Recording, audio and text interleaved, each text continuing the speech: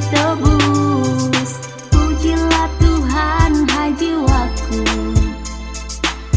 agungkan namanya yang kudus.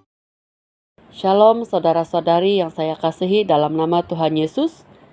Hari ini saya mengajak kita untuk belajar dari kitab Injil Lukas pasal 19 ayat 1 hingga 10.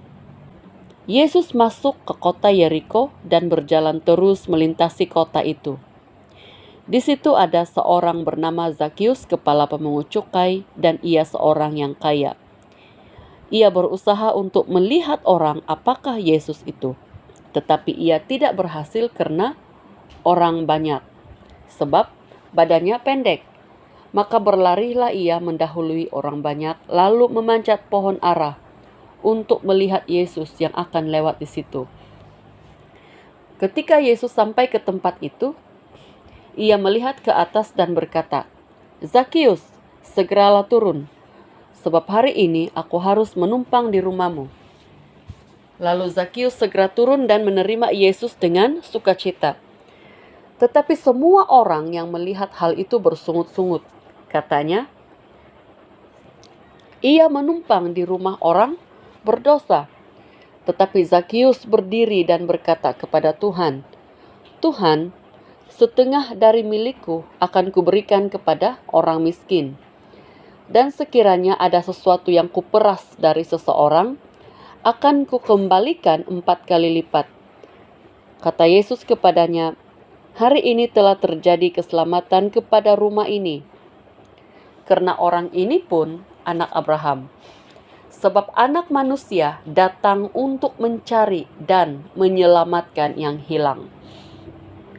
Saudara-saudari, pemungut cukai cenderung tidak disukai oleh masyarakat orang Yahudi, karena pemungut cukai selalu dilihat sebagai pemeras ugut, karena meminta bayaran cukai lebih daripada yang sepatutnya. Zakius juga tidak terlepas daripada pandangan negatif dari masyarakat Yahudi. Ketika Zakius mendengar bahwa Yesus sedang melalui jalan di kota Yeriko, Zakius yang kemungkinan sudah banyak kali mendengar tentang Yesus, dia mau mengenal Yesus. Dia berusaha untuk sekurang-kurangnya dapat melihat Yesus, walaupun mungkin tidak dapat berjumpa secara pribadi dengan Yesus. Zakius mendapati bahwa adalah mustahil dia dapat melihat Yesus karena dia seorang yang pendek. Sedangkan Yesus dikerumuni oleh orang ramai yang lebih tinggi daripadanya. Lalu tanpa memikirkan maruah diri, tanpa peduli orang akan mengetawakannya, Zakius segera berlari jauh ke depan dan memanjat pohon ara dan menunggu Yesus melintasinya. Hal yang tidak diduga oleh Zakius adalah ketika Yesus sampai di bawah pohon ara, Yesus berhenti dan melihat ke atas. Bukan hanya melihatnya, tetapi dia memanggil nama Zakius. Yesus mengenal Zakius. Zakius sangat terkejut. Namun yang lebih mengejutkannya adalah apabila Yesus berkata, "Segeralah turun, sebab hari ini aku harus menumpang di rumahmu." Hal ini menimbulkan rasa tidak puas hati di kalangan masyarakat Yahudi yang mengikuti Yesus. Mereka bersungut-sungut karena Yesus mau menumpang di rumah orang yang mereka anggap orang berdosa. Tetapi Zakius bangkit. Dia mendengar tentang perkataan-perkataan yang dilemparkan oleh masyarakat Yahudi yang ada ketika itu. Dia tahu bahwa ramai orang tidak puas hati terhadap keputusan Yesus yang mau menumpang di rumahnya. Zakius tahu tentang hal itu. Zakius tahu bahwa masyarakat orang Yahudi, orang sebangsanya sendiri, prejudis terhadap pemungut cukai sepertinya. Namun Zakius tidak putus asa. Dia berdiri.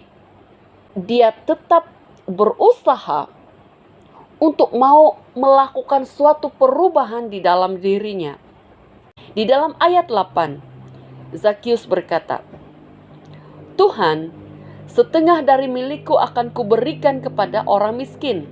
Dan sekiranya ada sesuatu yang kuperas dari seseorang, akan kukembalikan 4 kali lipat." Zakius tidak peduli apa orang kata tentang dirinya. Dia mau berubah. Dia mau bertobat. Dia mau melupakan apa yang ada di belakangnya dan mengarahkan pandangannya kepada Yesus. Zakius membuktikan pertobatannya dengan tindakan kasih. Dan dia mau hidup damai. Dia mau berdamai dengan orang yang pernah diperasnya. Saudara-saudari, setiap kita ada cerita hidup. Kita juga mungkin pernah bergelumang di dalam dosa yang menyebabkan kita dibenci, bahkan disisihkan oleh masyarakat, oleh keluarga kita. Mungkin kita juga pernah ada masalah dengan orang lain, sehingga kita tidak ada damai dengan mereka. Hari ini, kita diperingatkan bahwa Yesus tidak melihat masa gelap kita. Yang Yesus lihat adalah hati kita yang mau kembali kepadanya dan sungguh-sungguh mau bertobat. Mungkin kita mendengar orang mengata kita di belakang. Mungkin kita dipertikai dan dipandang rendah. Namun, bagaimanapun pandangan orang lain terhadap kita, itu tidak mengubah cara Tuhan memandang kita. Yesus mengasihi kita dan memberi kita peluang demi peluang. Mari berjalan maju terus di dalam iman. Mari kita fokus memandang Tuhan. Mari kita berdoa. Tuhan Yesus, setiap kami ini ada masa lalu yang mungkin menimbulkan penyesalan di dalam hati. Mungkin juga ada di antara kami yang sedang bergumul di dalam belenggu dosa. Tuhan Yesus, tolonglah kami. Kuatkan kami untuk bangun, bertobat, dan melangkah di dalam iman bersama Yesus yang menyertai kami. Tolong kami agar tidak dilemahkan oleh tanggapan orang lain terhadap kami. Tolong kami untuk berubah dan hidup di dalam pertobatan itu sungguh-sungguh, sehingga membuahkan hasil yang memuliakan nama Tuhan dan menjadi berkat bagi sesama kami. Terima kasih Tuhan. Amin.